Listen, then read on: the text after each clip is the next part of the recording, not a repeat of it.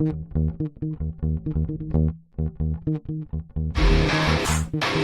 right. Welcome back. Misfit Nation, the Misfit Nation show. We are a show founded by a veteran and hosted by two veterans and a military spouse. Our mission is to get people to tell their stories to the world. If you're an author, share your tips with the Misfit Nation.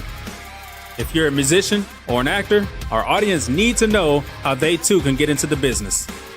Coaches, we love our coaches. Come on and share your tips with the Misfit Nation to help them become better versions of themselves. If you are a corporate leader or an entrepreneur, come on and show how you did it and how hard you have fought for success. If you are a veteran, first responder, or Gold Star family, we would love to have you come on and share your story with the Misfit Nation. We always have time for you. If you're feeling down, alone, or starting to see the darkness, Stop. Think about those who are around you. You are not alone. You will be missed. If you feel like your problems will be a burden to those in your inner circle or feel embarrassed, dial 988. If you are a veteran, take option 1. We need you to keep pushing forward. Don't make a permanent solution to a temporary problem. If you are a new listener, welcome to the Misfit Nation show. Be sure to subscribe to our show on your favorite podcast app. Also on our YouTube channel at @the_Misfit Nation. Subscribe and click the bell to keep you up to date on our latest episodes and all of our news. You can also find us on Heroes Media Group and About Face Radio. Now, let's get to the show!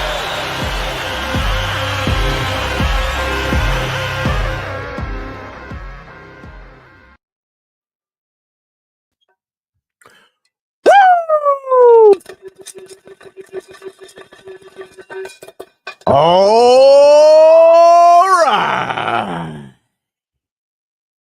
Misfit Nation, I'll tell you this. You're not confused and your calendars aren't broken because, yes, it's Thursday. And, yes, the ToosDay Crüe is still rolling in like a wrecking ball anyway. We don't wait for the right day. We don't wait for permission. We don't wait for the world to catch up when the crew wants to roll.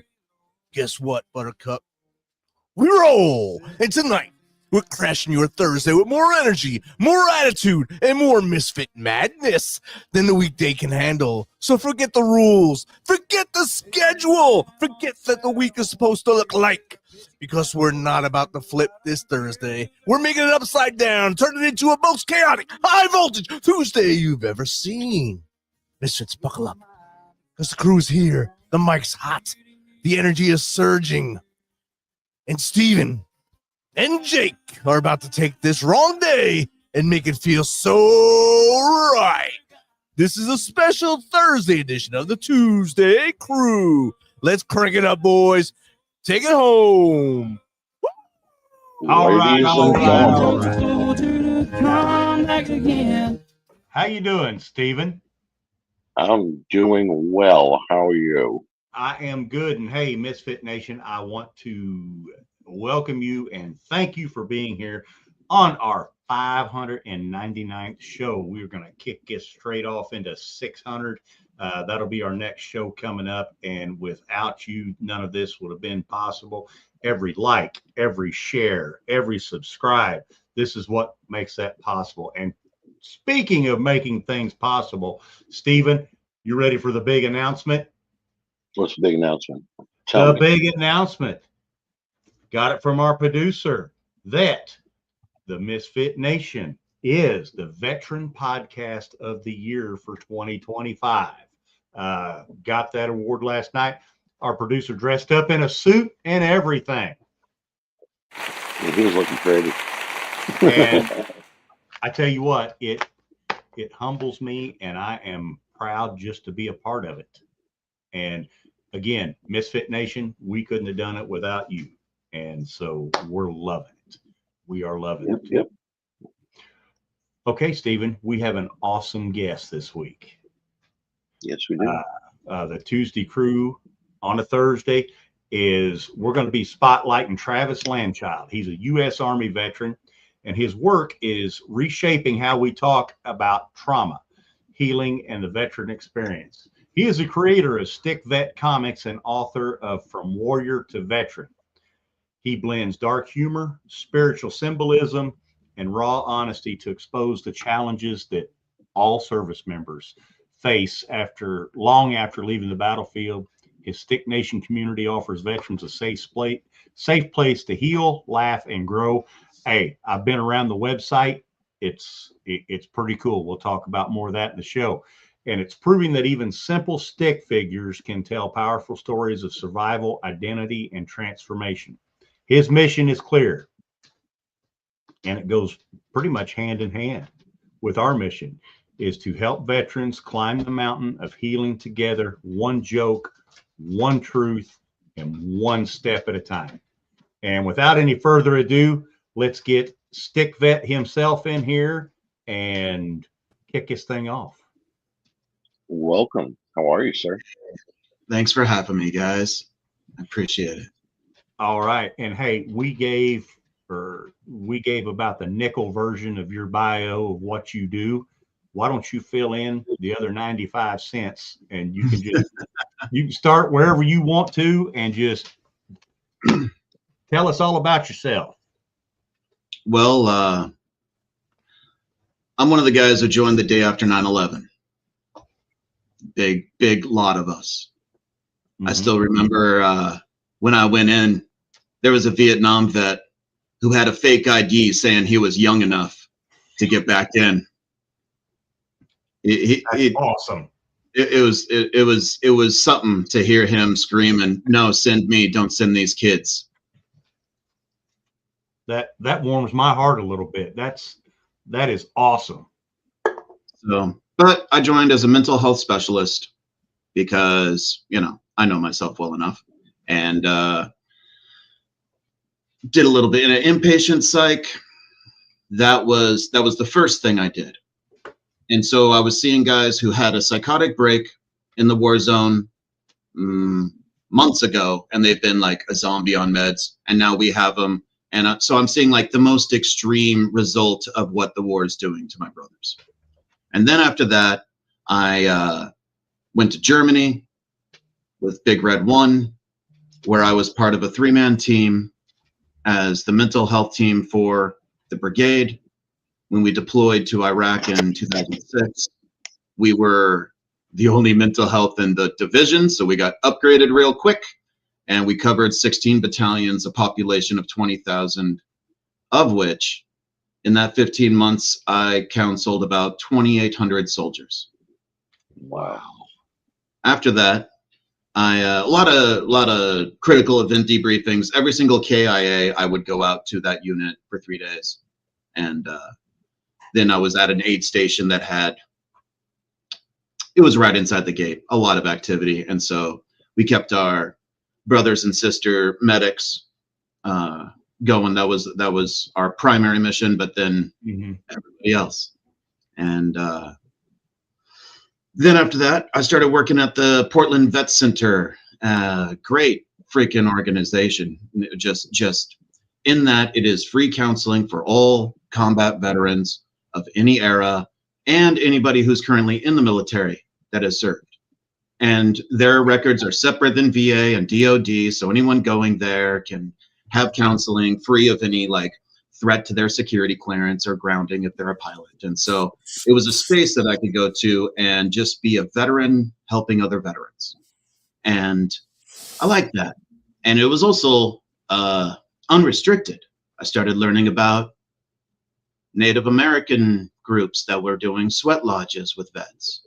I started learning about other treatments and such that were not standardly in the VA, everything from acupuncture to transcendental meditation. Yeah. And so some of that started coming in, and I was counseling Vietnam veterans who were coming in for the very first time because they were just diagnosed with whatever Agent Orange gave them. And they were told, hey, you want to go to counseling? And they said, no. And they said, well, you want to go to the vet center and talk to a vet? And they said, yeah. So I sat down with these Vietnam veterans, and I was the first person they talked to after 55 years. And And They don't like talking. so I was the listener, all said and done. And then I had to go do my healing because I was living vicariously through the healing that I was guiding them through, like you do. Yeah. Just like, Well, that's what I was going to ask you. You're dealing with all this and you're helping all these people. What do you do for yourself? How do you take care of you at the end of the day? yeah, we just broke. I mean, I'd like to say, oh, no, we did these healthy things to keep it together. No, my psychologist was a psychotic break, and we evac'd him out of theater in the 13th month of our deployment. I broke mentally a couple times. I had a lot of healing to do. So I had this great thing happen right then where I lost everything: my job, my marriage, my kids, my house, all of it, all at once. And then I had all my possessions stolen too, just situational, everything. All the things happened. And so I was in this situation where suddenly I could do my healing. I got all this, I got time now. So I spent time in a monastery, and that didn't work too well. And then I went out into the mountains of the Cascade Mountains in Central Oregon.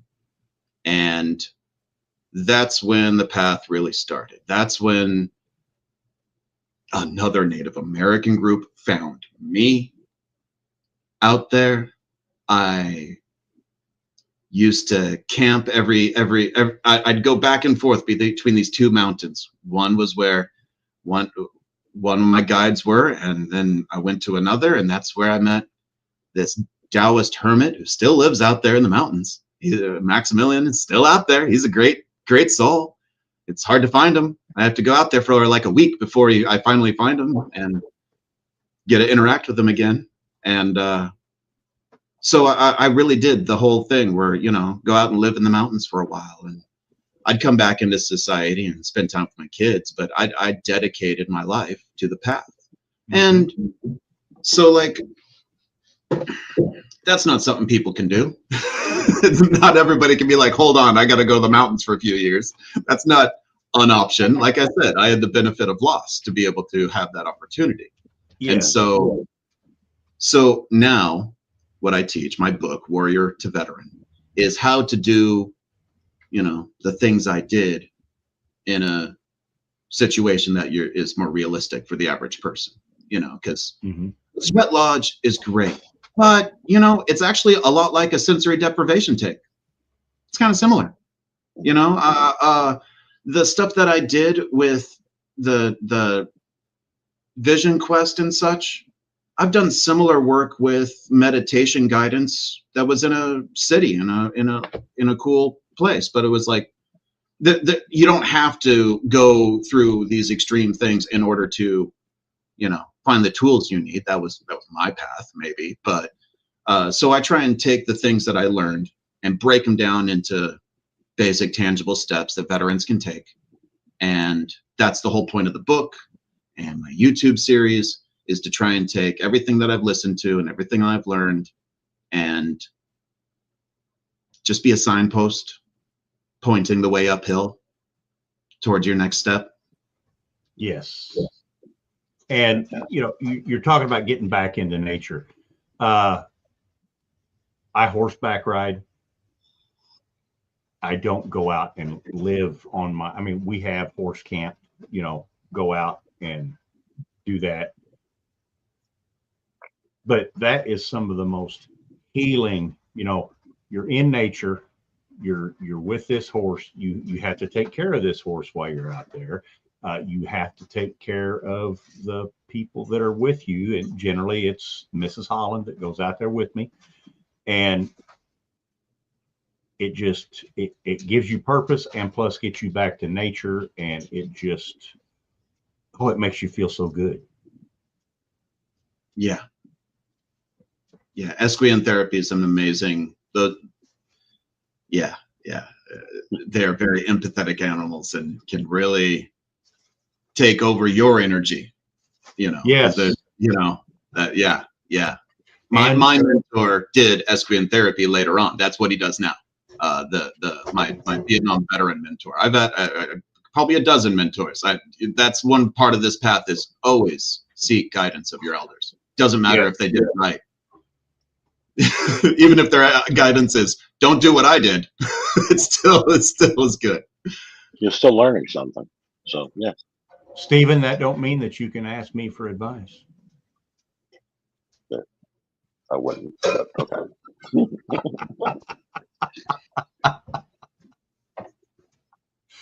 Oh, so you did all this. And first of all, I want to talk about your time as a mental health counselor in the military.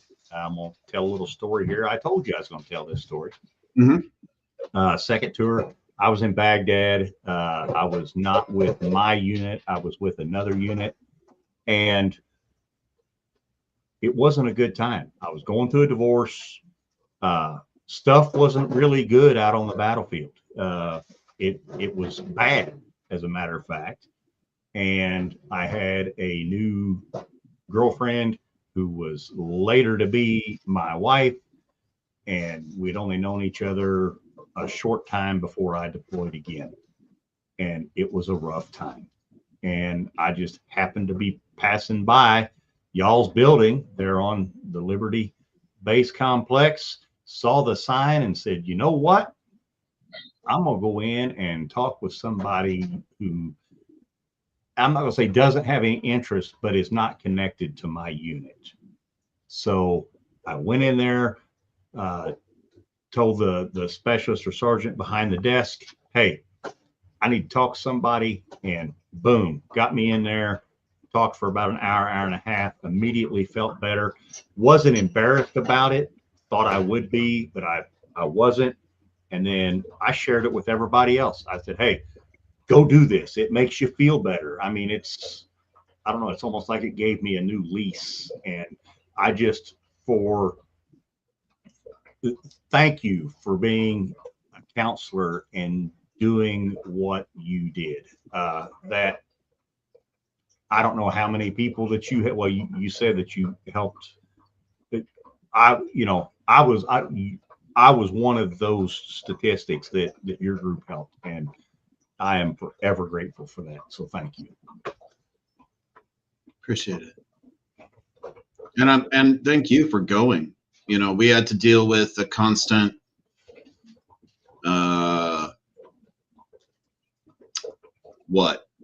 fear mongering about going to mental health. I don't know what to call it. It was the whole, you know, if you seek help, then you're weak. Yes. You know, the generic, if you're going to them, then you're crazy and we shouldn't trust you. And, you know, we would go out and there's a secret in the war zone. Everyone's having suicidal thoughts. Yes. It's an intrusive thought. Are you able to easily dismiss it? Is it hard to dismiss? Do they linger?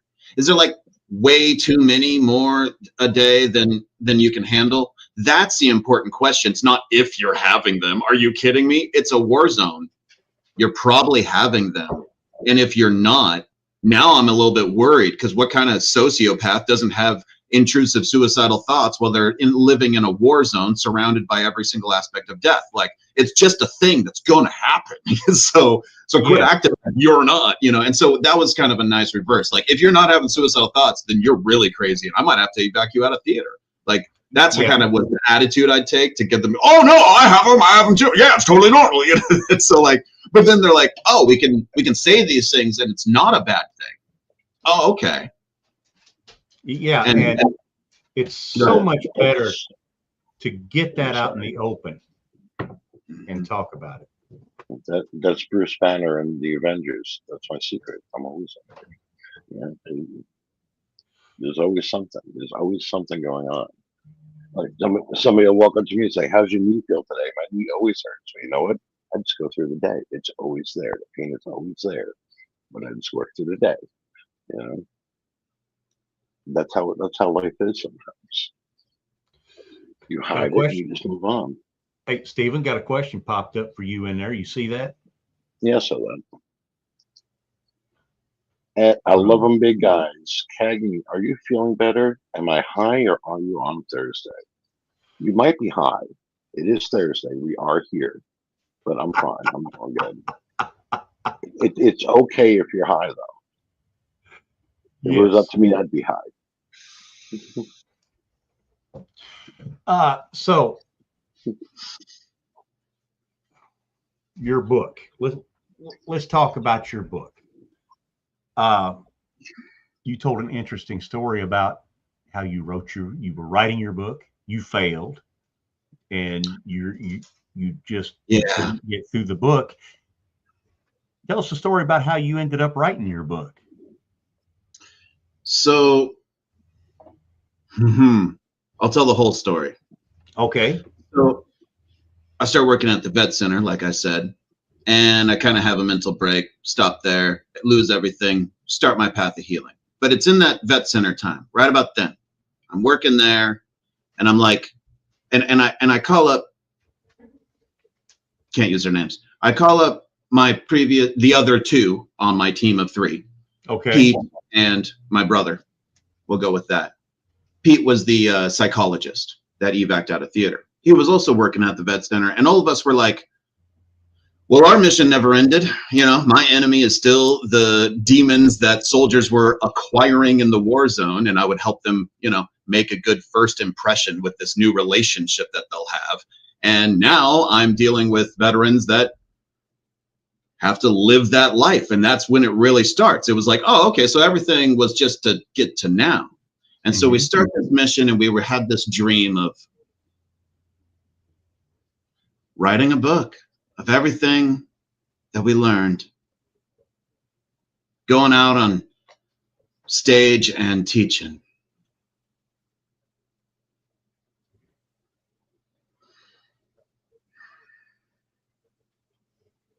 Pete killed himself in January of 2012. And that mission came down to me. Mm-hmm. My brother's still in. Can't say his name because he's still in operation. Mm-hmm. So I had to write the book. I had to tell our story. And I would attempt to do so and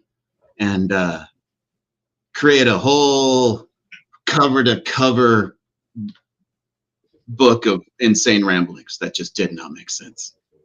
And over, just trying. But I had to do my healing. I was too mentally broken to be able to even communicate that which we learned. But as I'm doing that, every once in a while I started I'd make a point or what I thought was, and then I draw the veteran in the margins, just a little stick figure with a hat that said vet. And he'd be like, yeah, like anybody's going to understand this bullshit. And I'm like, so like that's kind of how it started. And I just started like drawing characters in the comics and or in the drafts of this book that I'm failing at making over and over. And that's actually where Stick Vet came from, was in the margins of my ramblings, trying to get this out. And I was writing a chapter about the veteran's relationship with death. And so I drew Stick Vet and I drew death.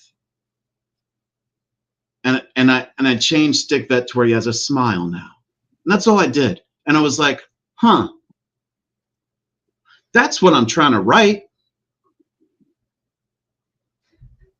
Why am I writing? So I just tried the comic, and it's just Stick and Civilian, and Death comes over and Civilian runs away. And Death bums a smoke, and Stick says a corny joke. And that's it. And that comic got more traction than my wedding photos, than the birth of my children, than anything I had ever done. And so I'm like, oh, they like it. Okay. Okay. Let me do another one. Let me do another one. How about Chick Vet? and a civilian comes up and goes, oh, was your husband in the military? Right after thanking Stick Vet for his service. So, you know, the whole how women veterans are cheated. Boom! Now Stick Vet has more followers than I do. That's weird. My fictional character has more friends than I have. That's okay, cool. You know, I'll keep going. And so I let go of the book for a while, and I started drawing the comics. And it worked for a few years, but then, you know, went off the grid. Yeah. Did my cleansing for a few years, and that mission of the book came back. I've done my work. Can I write it? Mm-hmm. And another, I don't know, 8 cover to cover insane ramblings. Trying. This time it's like closer. And I start typing it out. And I got like, 50 pages, 10 that I could use pieces of ish. Not much. That's not it. Mm-hmm. And so this last year, I let it go. I let Pete go. And then started a YouTube. And I'm like, I'm just going to tell my story. And wrote out a script, did a video, script, video, 1 video a week, 22 videos later. And I tricked myself. I wrote a book. I had it all there. I was 1 edit away. Yep. So I went through full edit, published in June, From Warrior to Veteran. My first veteran training manual. First of many. Nice. And the YouTube video associated and everything to kind of, you know, because some of us don't read. Some of us can barely write. And I'll admit, anytime we have an author on here, I love to read, and probably much to the chagrin of Mrs. Holland, anytime we have a veteran on here, I immediately go and order the book. I like to read, so thank you for writing that book. It adds another book to my library. Yeah, and, yeah. Some of us do read and don't like YouTubes, other, you know, but. And I read a review of a book of yours. Uh-oh. And it said, this book belongs somewhere between, I think it said, homicidal psycho jungle killer and art of war in your library. So I'm like, okay, I got to get this book. So yeah, that was pretty amazing. That was pretty amazing. Got a couple questions for you in here. Oh yeah. I was just scrolling, looking for it. There you go, Stephen. Okay, at Carolina, my mind on is Travis. Sorry if I messed that up. What moment or memory sparked the creation of Stick Vet Comics? So Stick Vet is about my brothers. It's rarely about me. I just drew a comic series about Stick Vet and Haunt, the ghost of the fallen brother that follows him. That was about me. That was a lot about me, but also like what we all go through. But like I was pulling from my life on that one. But usually Stick Vet's about my brothers, and it's specifically about the most common soldier I had repeatedly, not the most common that I saw everybody, but the ones that had appointments that came back every week and I saw consistently. The majority of those were E6s that had 12 to 16 years in the military, and they knew E7 was an option, and that if they took it, they would lose what remained of their soul. And they had to choose to get out now and save what remains of their humanity, or sacrifice the rest of it to the system and stay in. And Stick Vet is about them getting out. And mind you, these are the NCOs that you wish you had.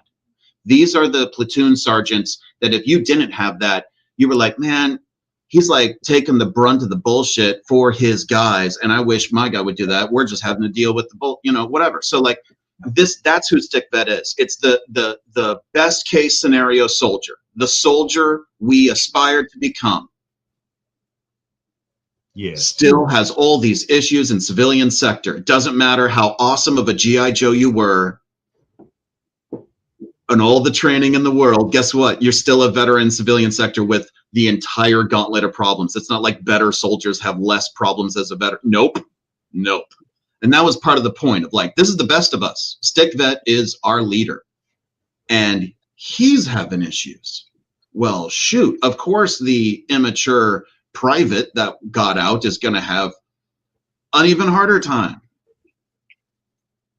So that's kind of the main character that Stick Vet is. That's why he's a stoic. That's why he's quiet and just gives simple, poignant one-liners, is because that's what those guys would do. They didn't freaking bumble around with their words. They just would, here's one sentence, I'm done. And so that's who Stick is. He actually is one of the people. And in that way, as opposed to the other characters ended up becoming, like my team now is characters in the comics. Like you'll see whatever they're going through is that's what happens now. It's now I have a team. Now I have a Discord. I draw my comics live with a dozen veterans watching me in the chat in the Stick Nation Discord. So they'll start riffing and be like, ha ha ha. And I'm like, oh my gosh, I have to write that right now. That's hilarious. That is now the punchline to this comic. I didn't have one, but now I do. This is great. And so like they can be part of the process and stuff. And it's, it's become a whole community creation thing, but it's always been that way. Stick is about my brothers and sisters. And, whenever I do a chick vet comic, I call my sisters and ask for permission. It's cool. I'm saying this about you. So like, is this cool? And they're like, yeah, I love it. Awesome. We got another question popped in here. I'll pop it up there for you, Steve. Oh, gee, thanks. That Sally Bait loves some yum yum. I love that. Your comics mix humor and spiritual symbolism. How do those elements help veterans process trauma? Thank you for that question.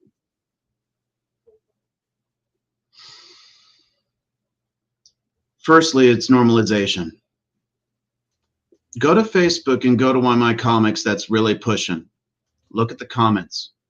Look at it. Go to my Facebook and look at the comments. When you see 50 or more, or 80 comments, or 100 plus comments, read them.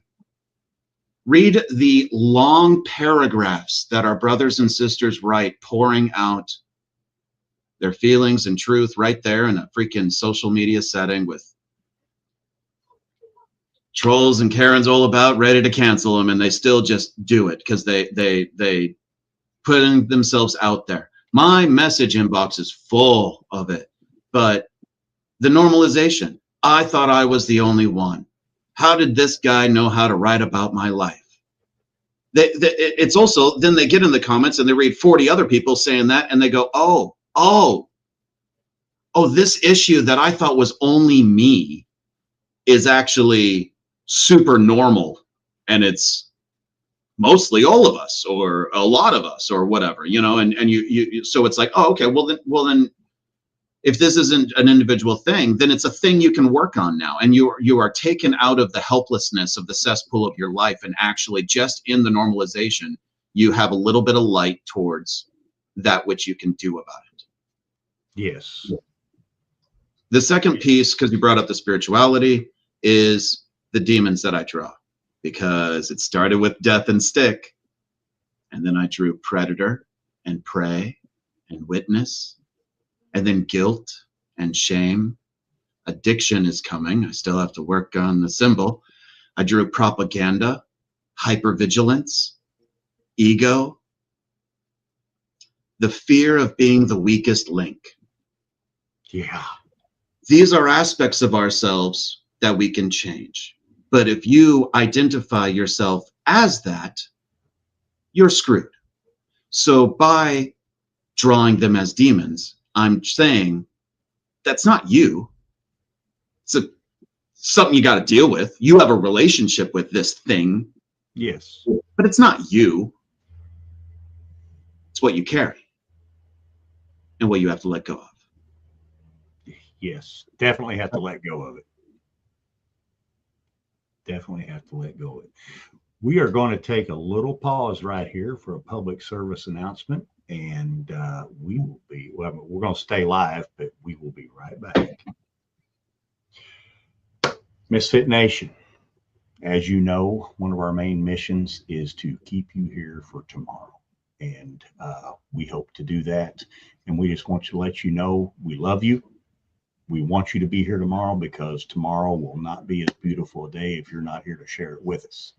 If you're feeling down, if you're feeling that darkness, pick up that telephone, dial 988, take option 1 if you're a veteran. Somebody will get you the help that you need and get you onto a right path. But you have to pick up that telephone. And if you don't want to pick up that telephone, hit us at info@themisfitnation.com, Steven@themisfitnation.com, or Jake@themisfitnation.com. Drop your phone number in there. We will call you. And I guarantee you, while one of us is talking to you, the other ones are going to try to be getting you the help that you need where you're at. So please do this for us. It's, please, because again, tomorrow will not be as beautiful day without you in it. We love you. Thank you. Oh, and a quick shout out to all Sticks people hanging out on his Facebook and YouTube. Make sure you also check out the Misfit Nation on YouTube, and like and add us too. Yeah, because y'all got some great going comments. over like and adding him real quick after this. Yeah. I've already joined the Facebook group. And I saw another question in there, Steve. Yes, I did too. You want me to read the screen Mountain name? boobs for you. From your experience, everybody's laughing. As your experience as a mental health specialist, what do you feel veterans struggle with most after service? Thank you, Mountain boobs for you. That's a good question. Struggle most? Isolation. Our greatest, yep. I had to think about how I want to say this. Our greatest enemy as veterans currently is the suicide epidemic that we are facing. Would you agree? Yes. Yeah, because if you're in isolation, you have time to think about your demon, or let your demons get into your head. And I look at that was my experience with it. Yeah. I believe we, like it describes in the Warrior's Reflection, which has been the basis of my path throughout this whole thing when I went off the grid. The isolation is such a natural thing for us to come back, and so many things. What? You come back and you are a different person. The military trains whoever you were out of you as best it can. It doesn't do a great job. It does the best it can, though. And then if you get the opportunity for the war experience, that burns what was left. So you get how many pieces of self still remain after all of that? Well, you can take that and be like, you come home and everybody sees you as a different person, and there's that disconnect, and you lash out at people. You see dangers in the kindness and concern of your family. You see threats in your loved ones, and you hurt the people that you love. And you're like, okay, I know how to protect the people I love. Genius idea. I'll just isolate myself with my demons because I'm strong enough to deal with them alone, because I have this ego that was trained by the military to think such things. Like that's what we were like, I can handle it, just me. And as if you could just drink them into oblivion. And that very natural thing is where we get stuck in isolation. And isolation is we kill that, we may have solved the suicide epidemic. Yes. If every veteran is getting in a squad, then do we still have the same problem? So unity becomes the ultimate solution. And in reflection of that, isolation is the ultimate problem of that. And we'd also like, when you go to a new unit, when you're in, we're just like, here's your new friends. Here's the people you have to just be cool with dying for. We know you probably really don't like one of them. Deal. And you like become but you don't pick. And you become brothers. And then if you go to a new duty station, they just go, here, this is your new group. You don't pick. And then you go to civilian sector, and then they lie to you one last time before you leave. And that retention tells you, you sure you don't want to stay? When you leave, you're alone and disconnected from something bigger than yourself from now on.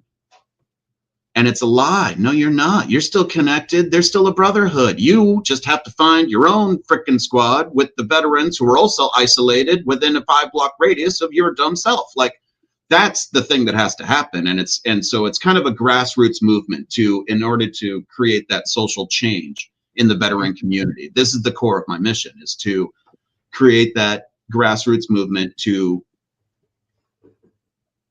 what if the second thing, when you see a veteran and you say, oh, you were in? Oh, yeah, I was in the Army. Oh, I was in the Navy. What if the next question everyone always asked was, what squad are you in now? As if who a veteran is based in the squad that they're in. Wouldn't that be great? And then, hey, you want to be in my squad? Or, right. Whatever. We're lucky around where we're at here, or where I'm at. I live within 40 miles of Fort Campbell, and there are so many veterans out here, and it is, you run into them everywhere.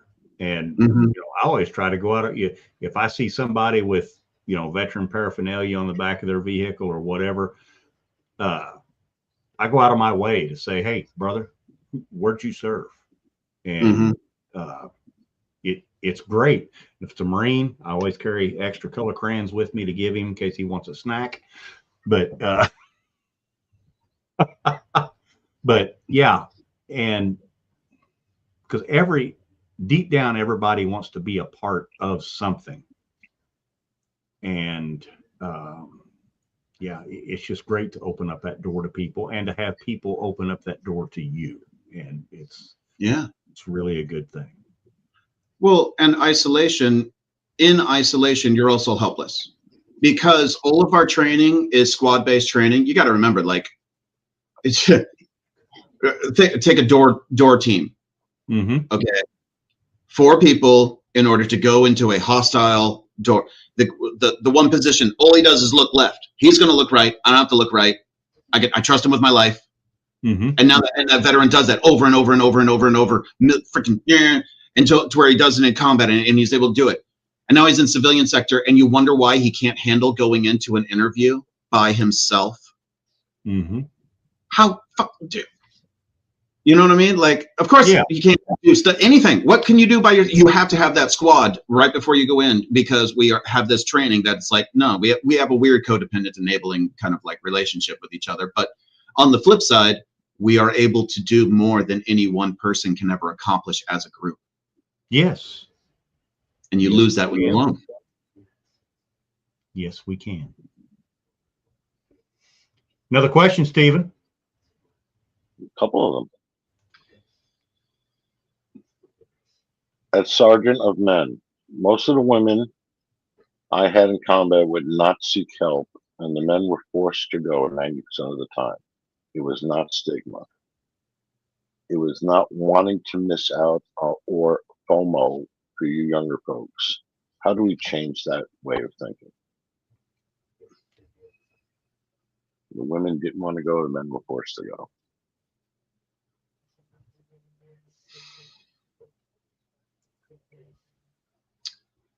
The weakness demon. If you don't go, you're weak.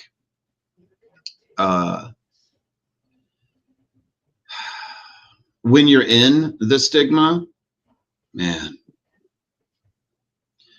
you have to take the mature point. You have to call out oh, you're weak if you ask for help. Bullshit for what it is. You really do. I had my own first sergeant would talk about how he doesn't even get why we're even there, and anybody who goes to us is weak. And my freaking NCO, my brother, would get in trouble by arguing with him in formation, just right off the bat, like, well, but be right for doing so. Yes. Right. The last thing we need is for more of that. There's plenty of it already. And so it's, you have to call it out.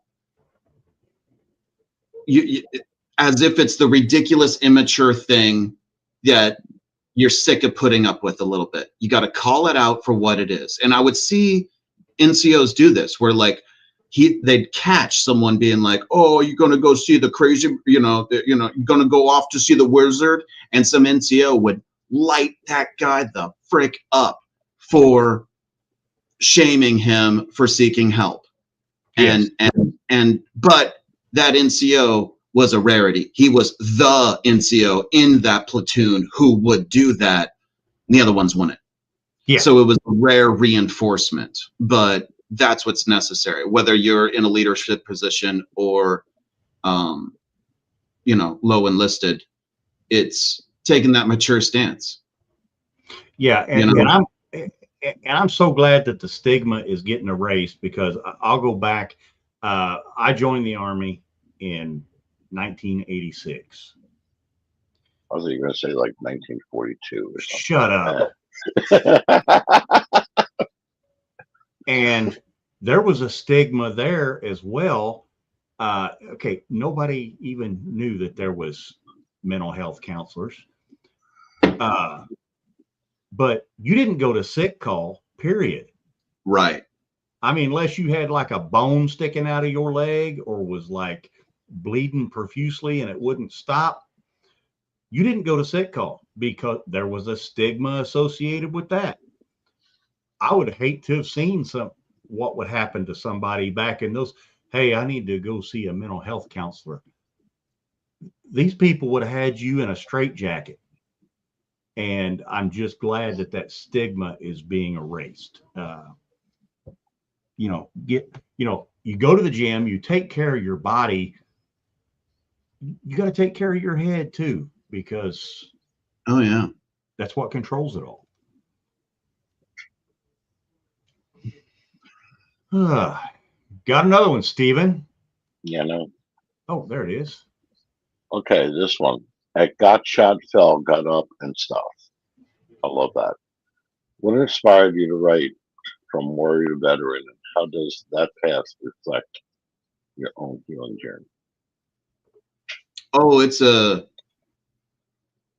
okay, so From Warrior to Veteran follows exactly what I did, but I don't really talk about like, oh, and then I went out in the woods and I like hung out next to this bear and he didn't eat me and I learned whatever. Like, I went to a mountaintop and blah. I don't do that. It's not a book about walking around the woods learning shit. No, it's at the beginning of it, when I was doing the sweat lodges with this Native American group, they gave me the Warrior's Reflection.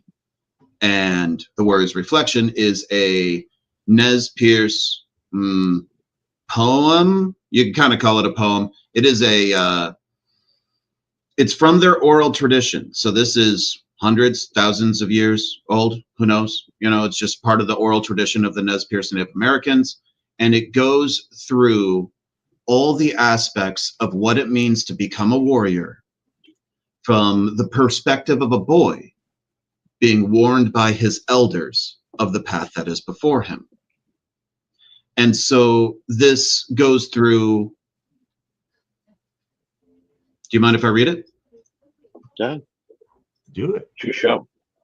Let's let me go through it really quick, because it is a powerful piece, and it's hard to talk about something without actually, like, you know.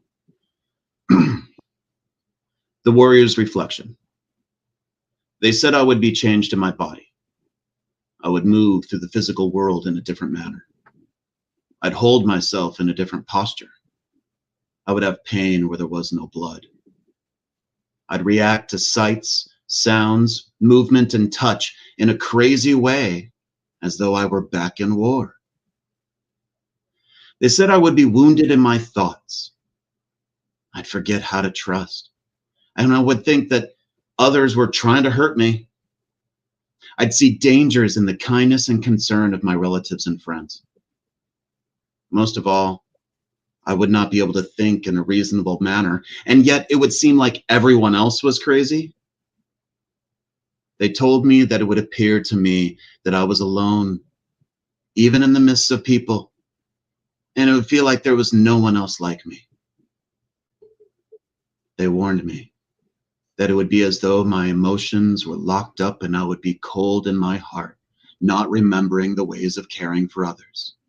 And while I might give meat and blankets to the elders or food to the children, I would not be able to feel the goodness of these actions. I'd be doing them out of a habit and not from a place of caring. They predicted I might do harm to others without plan or intention. They knew my spirit would be wounded. They said I would find no comfort in family, friends, elders, or spirits. I'd be cut off from both beauty and pain. My dreams would be dark and frightening. My days would be filled with searching and not finding. I would not be able to find connections between myself and the rest of creation, as I would look forward to an early death. And I would need cleansing in all of these things. Nez Perce.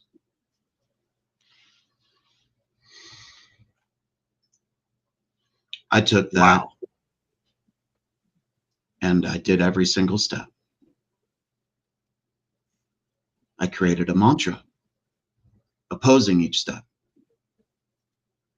I would move through the physical world in a different manner. I would say, I am not this body that I live in. I am on my way and my body follows. For my body is a vessel and I am the captain of my soul. I would have pain where there was no blood.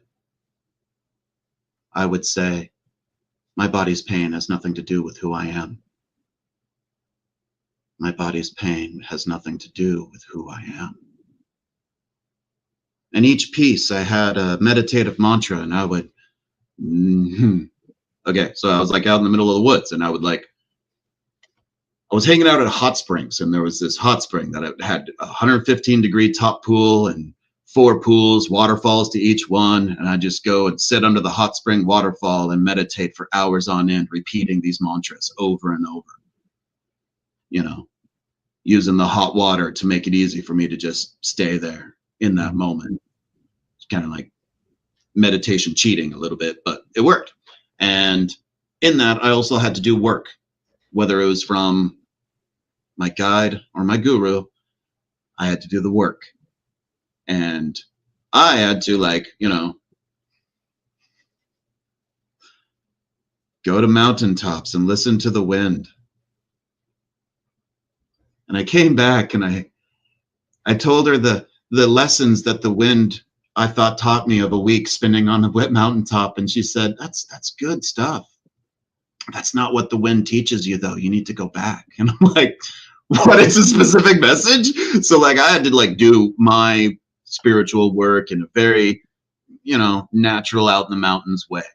But then what I do is I didn't so much go into doing that. I say, like, you know, what did I have to let go of? That's the piece. How did I do the letting go? That's the work. Yes. So that's what the book is. It's the poetic piece, and then the belief structure that's connected, and the actual tangible habit to let go of that. And that's what each piece is. That's what every chapter is. And that's how I created the book. Nice. And it's I'm looking forward to getting it and reading it. And you know, folks, if you haven't already, just get on your computer, go to stickvet.com, and it has everything up there. Just go through it. And I started going through the videos this afternoon, and I was like, wow. And like I said, I've already got the book in my cart on Amazon. So Mrs. Holland will just hit the buy button and she'll get it. So yeah.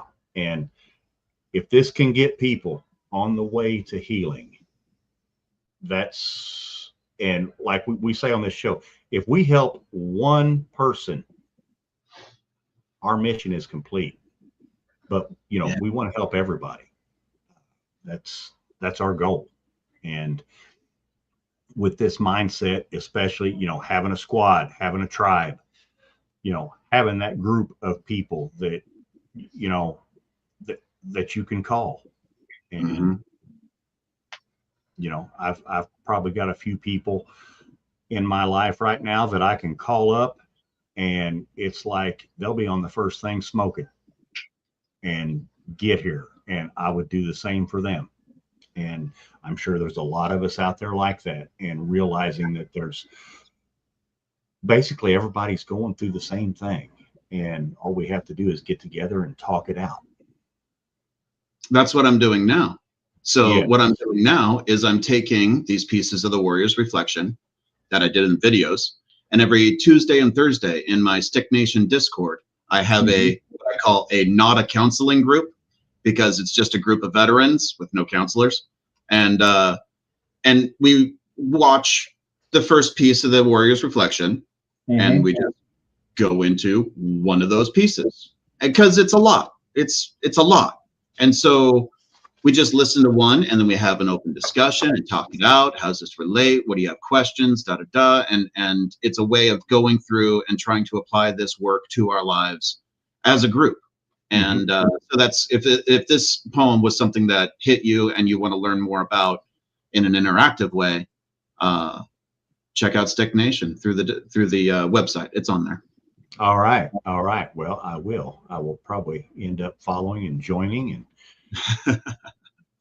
doing all that. I think we got time for one last question here. At Lavernus Jeff wants to know, how has Stick Nation impacted the way veterans support each other in today's world of online community? Thank you for that question. So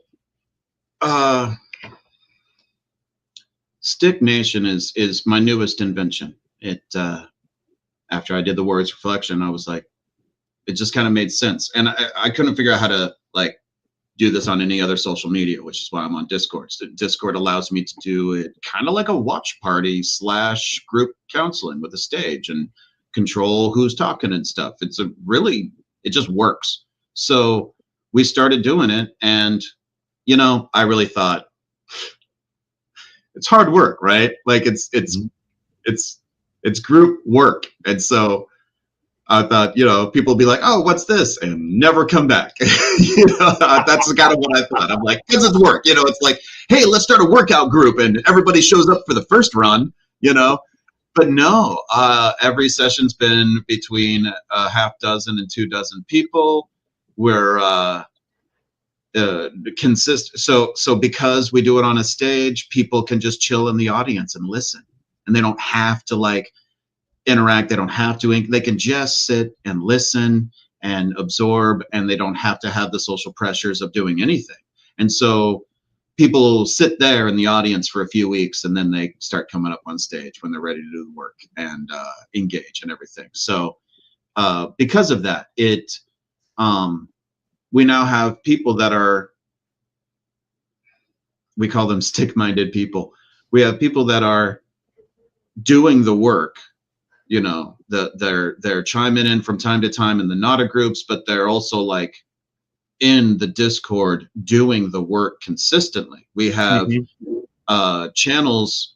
We have an in-house VSO. So we have veterans that are like, hey, I'm having trouble with this. He's on it. We have an in-house guy who helps people with resumes when those issues come up. So we have a few like pieces like that, but mostly it's people doing work. That's the point of the community. And when everything is oriented around that, it's like there's laughing and joking in the smoke pit. Sure. But most of the channels are like working on getting healthy physically, working on meditation, people down in a channel watching meditation videos together and such. It's where we're doing work is really the point of that community. And so if you're ready. All right. Well, hey, Stick Vet, this hour has flown by. Oh, yeah. Sergeant Mem wants to highlight it was not stigma of any kind. It was purely FOMO. Okay. And I'm just going to throw this out there. Is that fear of missing out? Yeah. Oh, okay. All right. I'm an old guy. I know a few acronyms, and we're not going to talk about any of them in here. So, and he brought up a male and female thing, and I don't actually know. Like I tried to answer the best I can, but some aspects of like why that or this, I don't actually know. I've been out for a dozen years too, so I completely understand. Jeez. So everybody, get on your computer, go to stickvet.com. Check it out. I tell you what, I watched the video, the Warriors Reflection introduction. You heard it here. You'll hear it there too, plus a bunch of other videos. And they're spot on, man. That's all I can say. And I haven't cruised around the rest of the website yet, but I'm going to do that. Going to get the book and do all that, and hopefully I'll become part of the Stick Nation. Yeah, absolutely. Before we go, though, we have a question for you in 3 parts, and I usually ask it a little different way, but since it's Thursday, I'm going to go with the normal way, and I want you to tell me what the Misfit Nation or anybody listening tonight can do starting tomorrow. What are 3 things that they can do to become better humans? The first thing is in the first 10 minutes of your day. It's not so much a what you do, it's a when you do. That first 10 minutes of the day will have more cascading effects throughout the rest of your day. If you get up and you meditate, if you get up and you pray, if you remind yourself of your belief structures in some way, shape, or form, vision board, some sort of music that gets you in the right frame of mind, whatever it is, the cascading effects from that habit of the first 10 minutes is more impacting than if you did it an hour later. So the first piece would be in the first 10 minutes. Okay. The second thing would be know what you believe. Start that journal. The journal isn't like, oh, this is what I did today, or these are my feelings and stuff. Start the journal. And I say the journal because, I mean, the journal that you've been thinking about starting, saying you would do, did 1 page, never wrote again, attempted this and given up on ever attempting it again.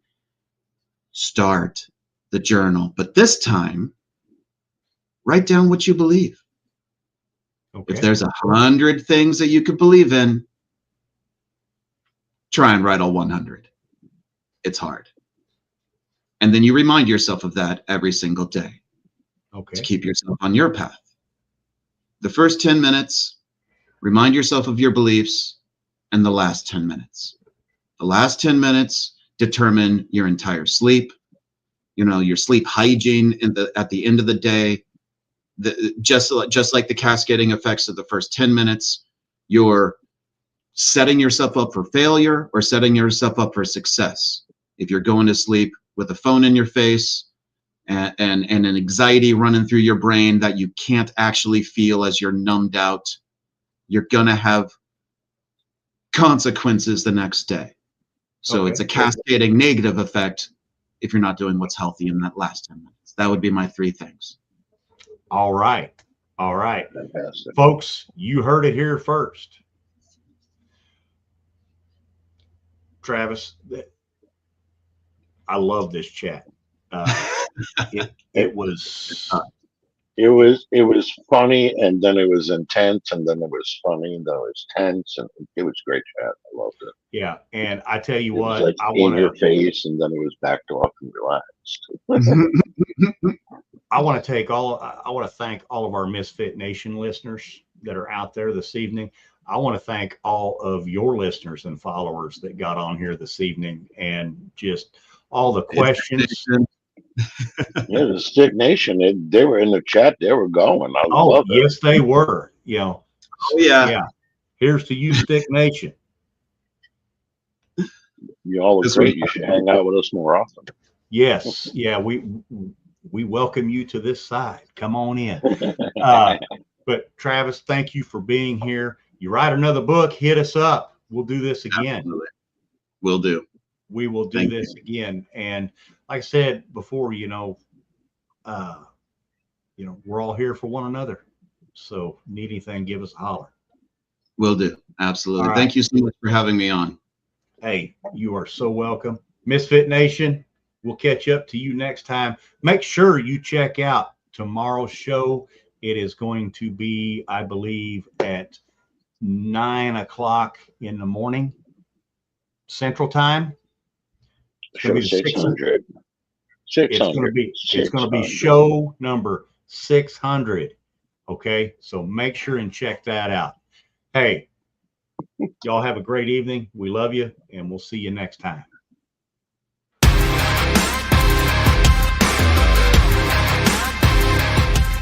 Thanks for checking us out and being a part of the Misfit Nation show. Don't forget to visit our website at themisfitnation.com. That's themisfitnation.com. Check out all our past episodes and get some of the great Misfit Nation gear for you and your family. As always, be humble, stay hungry, and keep hustling because we are Misfit